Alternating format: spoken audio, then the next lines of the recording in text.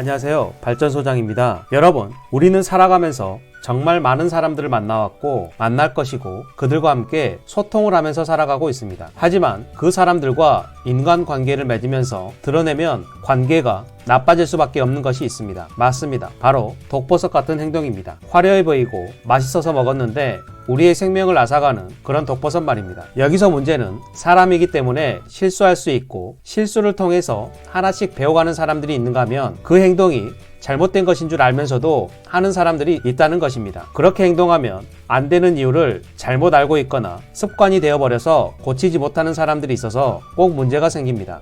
그래서 오늘 시간에는 내가 모르고 했던 또는 알고는 있지만 습관이 되어서 고치지 못해서 인간관계에 애로사항이 있는 분들은 오늘 영상을 끝까지 시청하시고 본인이 했던 행동이 오늘 드린 말씀에 속해 있다면 잘못된 부분은 빨리 알아차리고 그 대처법을 귀로 듣고 글로 쓰고 말로 뱉고 행동으로 옮겨서 인생 후반전에는 조금 더 윤택한 삶을 살아가시길 바랍니다. 연기버섯인 줄 알고 먹었는데 알고 보니 독버섯이었던 내 행동 3가지 중 그 첫 번째, 나의 부정적인 행동이 다시 나에게 부메랑처럼 돌아왔다. 여러분, 우리 주변에는 부정적인 감정에 휩싸여 매일 불평불만을 늘어놓는 사람들이 생각보다 많습니다. 남들이야 안 보면 그만입니다. 하지만 그 사람들이 우리 가족이라면 말이 달라집니다. 그 스트레스는 정말 겪어보지 않은 분들은 상상하기 힘들 것입니다. 심한 욕설까지는 아니더라도 한숨에 신세한탄, 나라탓, 남탓하는 가족들의 말은 우리의 귀를 통해서 우리의 뇌 속에 무의식에 자리를 잡습니다. 집안에 들어가도 즐겁지가 않습니다. 밖으로만 나돌게 됩니다. 그 부정적인 가족 한 명 때문에 온 집안이 쑥대밭이 됩니다. 여기서 쑥대밭의 사전적 의미는 매우 어지럽거나 못쓰게 된 모양을 비유적으로 이루는 말입니다. 정말 이 사람으로부터 벗어나고 싶지만 내 가족이라서 혼자서 독립할 상황이 안 돼서 여러 가지 이유로 벗어나기가 쉽지가 않습니다. 나쁜 감정에 물들기 싫어서 대화를 피했더니 너까지 나를 무시하니? 라며 화를 냅니다. 정말 답이 안 보입니다. 가족뿐 아니라 이렇게 온갖 불만을 하나부터 10까지 토론하는 사람들이 있습니다. 심지어 오래 앉아 있어서 바지 사이에 낀 팬티까지 말입니다. 참고로 똥꼬에 낀 팬티를 손으로 잡아당기기 민망하다며 일어나셔서 요추 전만 자세를 유지하고 무릎이 발 앞쪽으로 나오지 않게 스쿼트를 해주시면 손 쉽게 뺄 수 있습니다. 그렇게 똥꼬에 낀 팬티에게까지 짜증과 불만을 내니 우리는 헛웃음만 나옵니다. 매번 그렇게 불만을 이야기하니 만나고 싶지 않지만 같은 개원이라서 어쩔 수 없이 한 달에 한 번씩은 만나게 됩니다. 다들 이제 그러려냐입니다. 그 사람이 불만을 토론하는 것이 일상적인 모습일지라도 여러분, 우리는 절대로 해서는 안 됩니다. 그 불만이 무엇이든지 말입니다.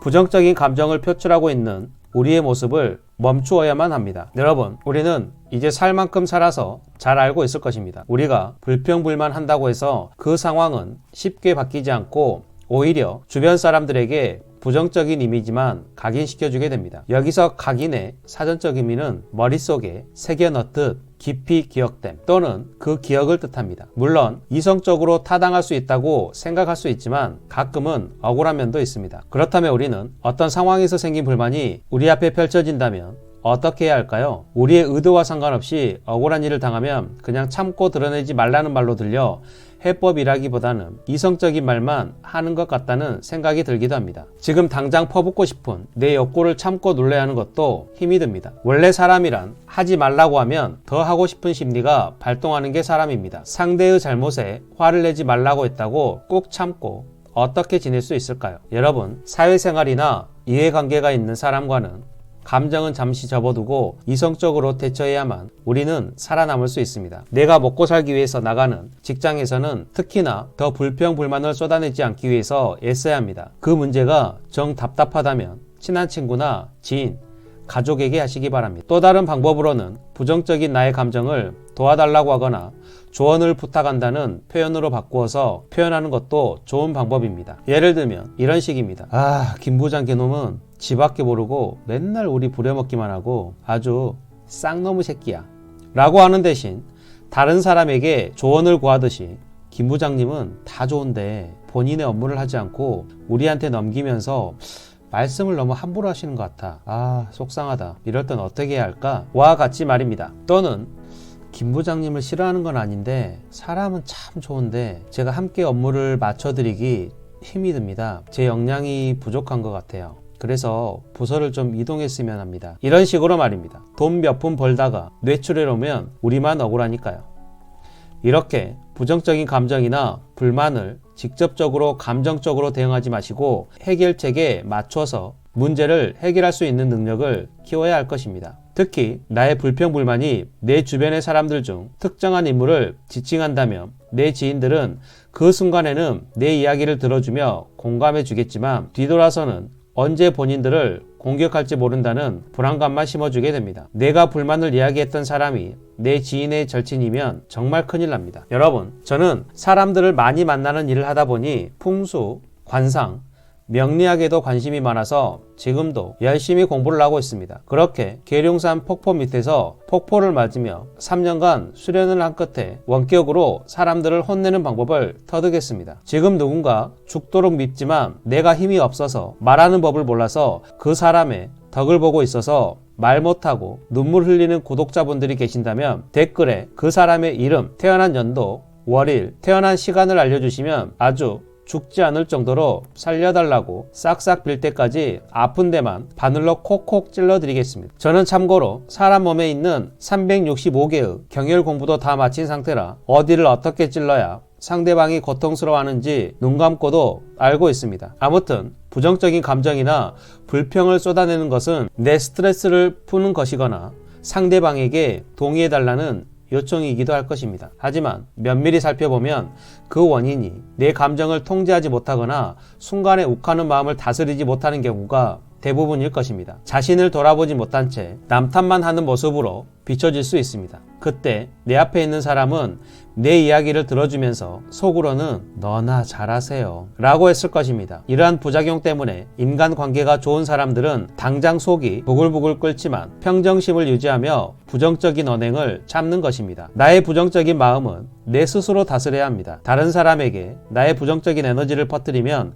주변 사람들은 하나둘씩 우리를 떠나갈 것입니다. 가족들까지 말입니다. 두 번째, 포커페이스가 되어라. 여러분, 혹시 포커 게임을 해본 적 있으십니까? 요즘은 유튜브에 홀덤이라는 세계 대회가 열리고 동네 곳곳에 홀덤바도 많이 생겼습니다. 수십억의 상금이 오가는 대회에서 세계 챔피언들은 엄청난 돈이 오고 가고 있지만 평정심을 유지하고 얼굴의 표정 변화를 나타내지 않습니다. 여기서 포커페이스란 속마음을 나타내지 아니하고 무표정하게 있는 얼굴, 포커를 할 때 가진 카드의 좋고 나쁨을 상대편이 눈치채지 못하도록 표정을 바꾸지 않는 데서 유리한 말입니다. 눈치가 빠르고 섬세한 사람들은 대화를 할 때 우리의 표정을 읽어냅니다. 내 마음의 상태를 드러내지 않는 것은 우리의 생각을 들키지 않기 위한 방법이기도 하지만 상대방에게 예의를 지키기 위해서이기도 합니다. 얼굴에 자기 감정을 다 드러내는 것은 우리의 의도와는 상관없이 내 앞에 있는 상대방을 무시한다는 의미로 받아들여질 위험성이 있습니다. 그런데 우리는 나는 원래 솔직한 스타일이 있잖아. 나는 원래 그래. 를 시전하는 사람들이 있습니다. 이렇게 상대를 대할 때 본인의 감정을 신경 쓰지 않는 사람들은 상대가 편한 사람이 아니라 그냥 애초에 신경을 쓰지 않는 사람인 경우가 많습니다. 따라서 피곤하지만 우리는 우리 얼굴의 표정에도 주의를 기울여야 합니다. 인간관계에도 지켜야 할 선이 있지만 우리의 표정에도 지켜야 할 선이 있습니다. 이 선을 얼마나 적절하게 잘 지키느냐에 따라서 우리의 인간관계가 좌지우지 된다고 해도 과언이 아닐 것입니다. 넘쳐도 안 되고 부족해도 안 됩니다. 여기서 좌지우지의 사전적 의미는 이리저리 제 마음대로 휘두르거나 다름을 뜻합니다. 우리가 생각을 하고 마음을 먹으면 되뇌피질에서 그 감정을 우리 얼굴에 표정을 나타내는 근육들에게 명령을 내려서 약 40개의 근육이 미세하게 움직이며 80가지 이상의 표정을 나타내는 것입니다. 그렇게 얼굴 표정은 우리의 마음을 대변하고 있습니다. 얼굴의 이 미세한 표정을 통해서 우리는 상대방의 마음을 얻기도 하고 때로는 적이 되기도 합니다. 조금만 불편하거나 짜증이 나면 얼굴에서 티가 팍팍 나는 사람들이 있습니다. 주변에 있는 다른 10명의 사람들은 불편하지만 잘 참아내고 있지만 그 사람만 짜증을 내니 사람들이 말은 안 하지만 자기의 감정을 통제하지 못하는 사람으로 치부합니다. 그렇게 표정관리 못하는 사람들 중에 성공한 사람은 거의 없을 것입니다. 좋은 기회가 몇 번 찾아왔겠지만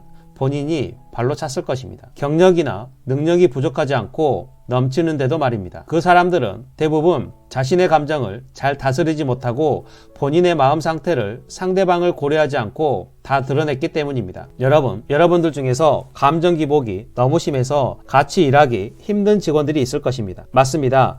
집안에서 있었던 불화를 회사까지 끌고 오는 사람들이 있습니다.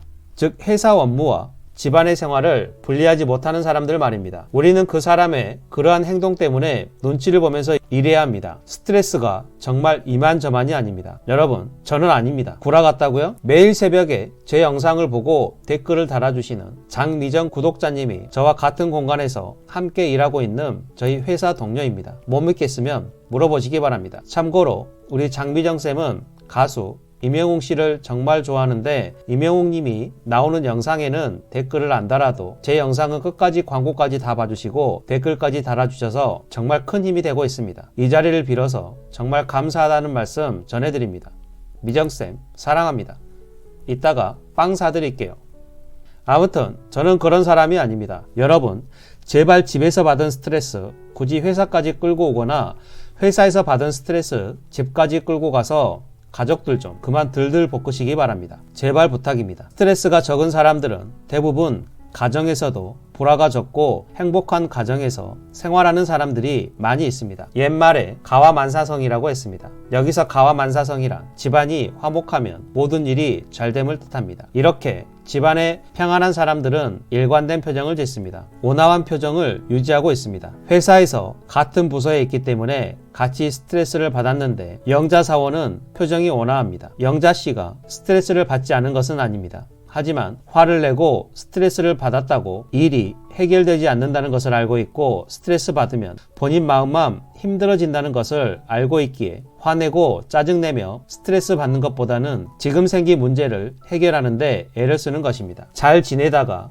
집안에 큰 문제가 생겨서 스트레스를 받았지만 회사에 출근하면서 다른 직장 동료들을 위해서 잠시 그 걱정은 놓고 옵니다. 회사에서 신경 쓴다고 해결되지 않고 다른 동료들이 불편해할 것을 알고 있기 때문입니다. 한편으로는 걱정되는 마음이 일어나고 있지만 잘 달래면서 평온한 얼굴로 업무를 봅니다. 본인 입으로 사정을 말하기 전까지 우리는 너무나 평온한 모습에 가끔 놀라기도 합니다. 우리 같으면 그러지 못할 정도로 큰일이 벌어졌기 때문입니다. 그러한 큰일을 겪고도 평정심을 유지하며 일하는 미정쌤을 보면서 우리는 경의를 표합니다. 여기서 경의를 표한다는 말은 존경심을 표현한다는 뜻입니다. 이러한 사람들은 회사에서도 가정에서도 동료들과 가족들에게 믿음을 주고 존경의 대상이 됩니다. 여러분, 다시 한번 강조드리지만 표정에도 지켜야 하는 선이 있습니다. 이 표정을 잘 유지하고 지키는 것도 인간관계 유지하는데 정말 큰 무기가 됩니다. 세 번째, 나도 힘들지만 너도 힘들다. 여러분, 코로나 팬데믹 시대가 된 지 3년이 되어갑니다. 여기서 팬데믹이란 세계적 규모로 전염병이 동시에 대유행하는 상태를 일컫는 단어입니다.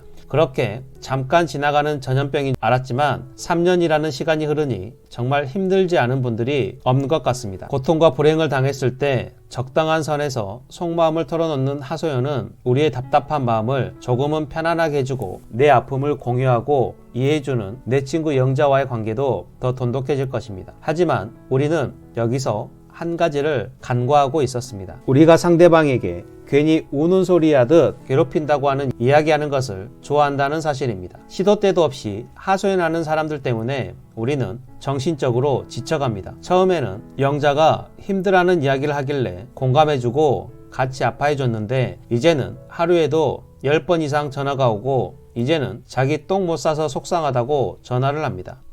서스펜저야 10개를 똥꼬에 넣어주고 싶은 마음이 듭니다. 영자는 매번 전화를 끊으며 미자야, 그래도 너한테 말하고 나니까 속 시원하다. 나 다 풀렸어. 이 지랄을 합니다. 영자의 똥 못 싼 이야기에 내 똥꼬가 막히는 기분이 듭니다. 그리고 마지막 한마디, 이따가 또 전화할게 입니다. 최신형 스마트폰이지만 핸드폰을 부셔버리고 싶은 충동이 듭니다. 그렇게 참다 미자는 발전소장 이야기를 듣고 큰마음 먹고 영자의 번호를 차단합니다. 그렇게 미자는 마음의 평온을 찾고 일상으로 돌아가고 영자는 새로운 먹잇감을 찾기 위해서 동네 미용실과 사우나를 전전긍긍합니다. 여러분, 또 한 번 말씀드리지만 우리의 소중한 시간, 우리의 소중한 에너지는 온전히 우리를 위해서만 써야 합니다. 상대방의 감정을 받아주는 감정 쓰레기통이 되어서는 절대 안 됩니다. 다른 사람의 하소연 따위는 개나 줘버리기 바랍니다. 좋은 벗들은 친구를 감정 쓰레기통으로 절대 사용하지 않습니다. 속상한 일이 있으면 독서를 하거나 취미활동 또는 명상을 통해서 스스로 이겨내기 위해서 노력을 하고, 그렇게 스트레스를 풀고 친구와 시간을 보낼 때는 스마트폰은 무음으로 해놓고 온전히 그 친구에게 집중하며 시간을 보냅니다. 돈이 많이 없어도 그런 친구들은 돈으로 절대로 살 수 없는 귀티가 납니다. 맞습니다. 그 미자 같은 친구가 바로 접니다. 아무튼 친한 친구라고 해도 선을 지켜줘야 합니다. 너무 속상할 때는 가끔 친구에게 하소연도 하지만 그것도 아주 잠깐 합니다. 친구를 위해서 최대한 부정적인 에너지를 내뿜지 않습니다. 그렇게 영자 엄마가 미용실과 사우나를 돌아다니며 자기의 감정 쓰레기통이 될 만한 사람들을 물색하고 자기의 감정을 버리기 시작하면서 그렇게 그 동네에서 사람들 사이에서 왕따가 되어갑니다. 자기의 일을 스스로 해결하지 못하고 자기의 일로 남의 시간을 빼앗는 사람이 되어버리면 부정적인 인식을 심을 우려가 있습니다. 우리의 어려운 처지를 아무에게나 하소연하는 것을 좋아하게 되면 우리는 우리 스스로의 삶도 병들게 만듭니다. 매사에 불만이 있는 태도가 습관이 되고, 그 습관이 된 태도는 우리 눈에는 보이지 않지만 온갖 좋지 않은 불행에 에너지를 끌어당기게 될 것입니다. 우리의 인간관계는 물론 우리의 삶 자체도 병들게 만들 것입니다. 오늘은 이렇게 중년에 하면 안 되는 3가지에 대해서 알아보았습니다. 나의 부정적인 언행은 더 큰 화가 되어 나에게 부메랑처럼 돌아올 것이고, 속상한 일이 있어도 포커페이스가 되어야 할 것이고, 나의 힘든 삶을 떠벌리고 다니지 않는 그런 중년의 삶을 살 수 있다면 우리의 피폐해진 영혼이 조금은 편안해질 것입니다. 오늘은 이 말을 끝으로 영상을 마치겠습니다. 모든 언행을 칭찬하는 자보다 결점을 친절하게 말해주는 친구를 가까이 하라. 오늘도 긴 영상 끝까지 시청해 주셔서 정말 감사합니다. 오늘 영상이 유익하고 여러분의 삶에 도움이 되셨다면 구독, 좋아요, 알림 설정 부탁드리고 댓글에 발전소장 나의 진정한 친구가 되어주겠니? 라고 남겨주시면 제가 알겠습니다. 제 손 잡으세요. 라고 남겨드리겠습니다.